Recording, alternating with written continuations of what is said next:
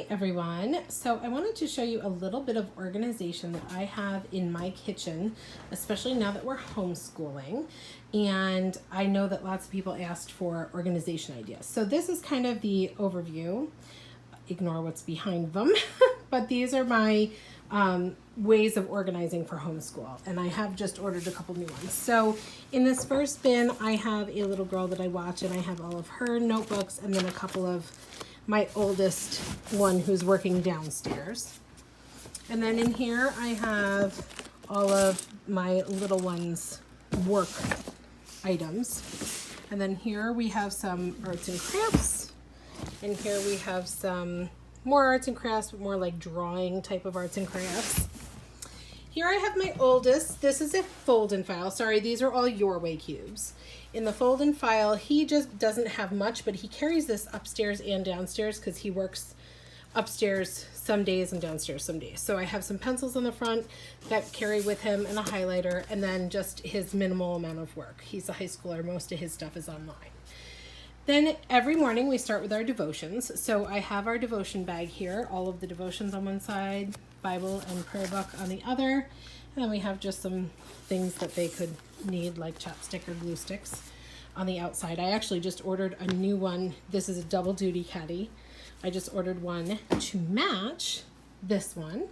So this is the deluxe double duty caddy, and I actually have two of these. One is for the kids' work and one is for my work.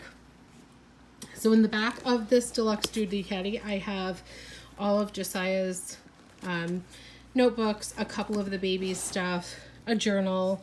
In the back pocket, I have highlighters and dry erase markers, and then his dictionary, because he has to do dictionary words every week. And then in the front, you can see he's got his recorder because he's in 4th grade, so he has to have that, and some crayons and some colored pencils. And on the side, I keep all the scissors and pencils. And then in the front, we have a little chalkboard we can draw on with the little baby I watch, and calculators, that kind of stuff, protractors and all that good stuff in there. And then my work one usually stays on the table with me. I want to show you just how big these are. I have all of my work in here. I can actually also, on the weekends, my computer goes in here. It fits perfectly. I think I have a 15-inch computer, and it fits perfectly right in here. So that goes in here on the weekends when I'm not really working from it. And then I have some scissors and pencils. And then I have my extensive Sharpie collection all along the back. In here, I have some thank you cards. This particular organizer isn't available right now, but we have lots similar. And you can put cards and notebooks, and I have some thin Sharpies in there for writing. And my planner fits perfectly in there. Not that we've needed a planner this year. And then pens and pencils on the other side. So that is how I organize. Oh, and down here we have some scrap paper in a rectangle, which also doubles as a cat bed on a regular basis. So that is how I organize our schoolwork and supplies. My pantry is still a bit of a work in progress. I actually just bought 2 cubes to redo my bookshelves in all the same color cube, and I'm going to use those brown cubes in here in my pantry. So far I just have a rectangle, which the children love to put the cereal on top of, even though it doesn't go there because, you know, children. But we organize all of our ramen and our seasoning packets, and usually it's full of juice boxes too. So that's all organized in there. And then this is the best thing. I love to have a thing of loose snacks. So I take, when the box is big usually, or we have bags, I take them and put them in individual sized baggies so that my teenagers are not eating an entire bag of animal crackers in one sitting. And we open and put in all like granola bars, things like that that are loose. That way it's not taking up tons of room on the shelf. And as you can imagine, teenage boys, oh look it, see, empty box. Still sitting there. Let's take that out while we're talking. So it just allows me to free up some space for some things that need to stay in boxes, like oatmeal and things like that.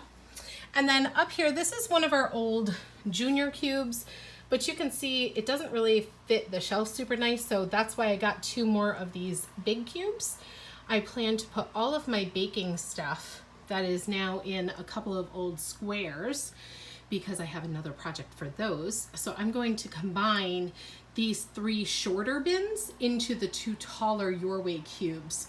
And I think that I will save a lot of space doing that because they are so much taller. I think I can fit all 3 of these into those 2 cubes. So just to give you some ideas on pantry organization, you'll see a lot of pantries full of all kinds, but even if you only want 1 or 2, you can see it really does help me to organize my pantry.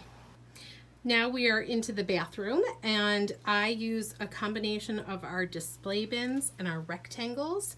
I actually have a couple of boxes here that I just hosted my own party, and I am closing up hopefully tonight, and I plan to try and get 2 more rectangles. They still have the stepping stones available, so I'm going to snag a couple of those and kind of finish out my closet. This has been a big project.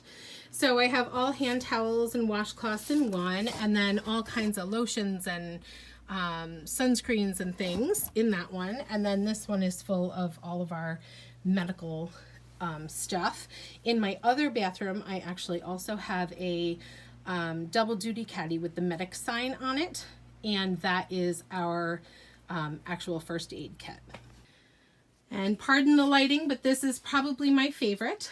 I love that I finally got this area completed. This is my walk-in closet, not completed, large portion completed. So you can see I've got some travel bins and I buy up gifts when they're on clearance and I store them. So anytime I have a last minute gift I need, I have them all. You'll notice which one is the messy one. Yeah, the husband's. I have leggings and bras. You can tell which ones I go in more often because some of the chalk has been wearing off. But anything that I don't use frequently and is going to get dusty, I put a top on. Anything that I go in on a regular basis, I don't have a top on because I want to be able to get into it easy.